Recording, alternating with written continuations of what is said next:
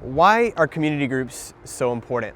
Why are you leading one? Is it really worth the struggle to organize a group, to deal with the complexities of relationships, and to just put the energy and time and effort into creating community? Why does it matter? We talk about it all the time at our church. On Sundays, we encourage people to get plugged into community groups. You've heard me say probably a dozen times that community groups are our primary mode of discipleship for the church. So when Jesus says, go and make disciples in Matthew 28 and in Acts 1:8, the way that we're doing that, the way that we're approaching that in 2016 is through primarily community groups. So why are they so important? Why do we have such high hopes for these groups? Well, Acts 2:42 says this, and they, the new disciples who had just been made after the preaching of the gospel, and they devoted themselves to the apostles' teaching, to the fellowship and the breaking of bread and the prayers. And awe came upon every soul, and many wonders and signs were being done through the apostles, and all who believed were together and had all things in common.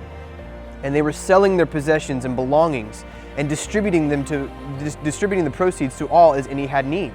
And day by day, attending the temple together and breaking bread in their homes, they received their food with glad and generous hearts, praising God and having favor with all the people. And the Lord added to their number day by day those who were being saved. This is a beautiful picture of Christians in community doing life together in a way that demonstrates the gospel to a watching world and draws those far from God to Christ.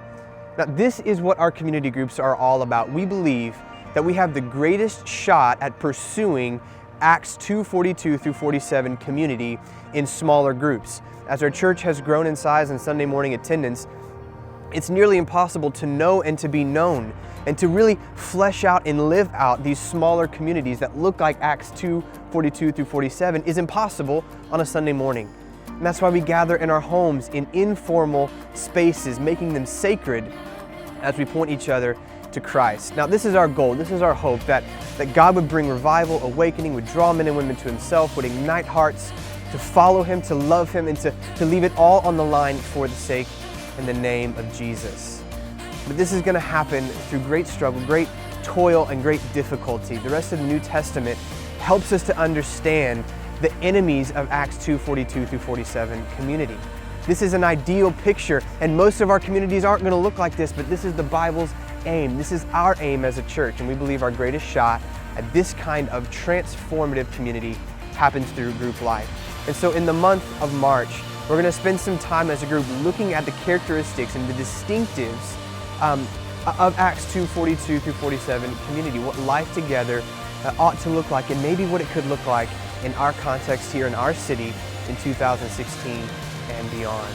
And so here's our hope. Our hope is through 4 or 5 weeks in March, you'll take some time to go through our 4 DNA distinctives as a group.